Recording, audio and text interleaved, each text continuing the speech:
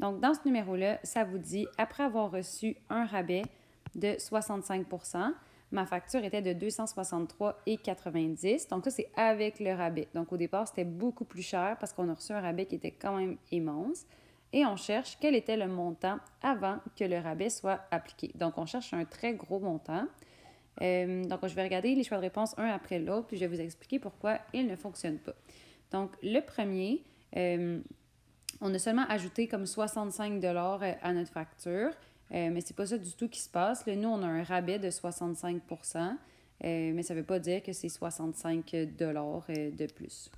Le deuxième choix de réponse était quand même tentant parce que ça vous donnait l'impression, ça vous disait que le 263,90 $, c'était comme si c'était le 65 % du prix initial qu'on avait payé, puis que nous, on recherchait le 100 % du prix.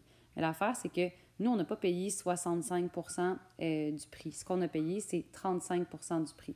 Donc, cette technique-là aurait fonctionné si ça avait été 35 % ici, parce que le 263,90 $, ça correspond à 35 % du prix et non 65 %. Le troisième choix de réponse était tentant aussi. C'est des gens qui sont allés calculer le 65 % de rabais sur le 263. Fait que ça faisait 171 $ de rabais. Puis là, ils l'ont ajouté au 263 pour dire, bon, on avait eu 171 de rabais, bien, on va l'ajouter. Ça ne fonctionne pas parce que le 65 % de rabais qu'on a obtenu, il n'a pas été calculé sur le 263,90 $. Le 65 % de rabais, il a été calculé sur le prix initial qu'on ne connaît pas. Fait que ça coûtait quelque chose au départ. Ils ont calculé un rabais de 65 % sur ça. Et là, ça a donné 263. Fait que le rabais, il n'est pas 65 % du prix final. Il est le 65 % du prix initial. Donc, c'est pour ça que ça ne fonctionnait pas ici. Celui-là ne fonctionnait pas parce que c'est pas parce qu'on a 65 % de rabais qu'on paye 65 fois moins que prévu. Ça veut juste dire que pour chaque tranche de 100 $, on nous enlève 65 $ de rabais.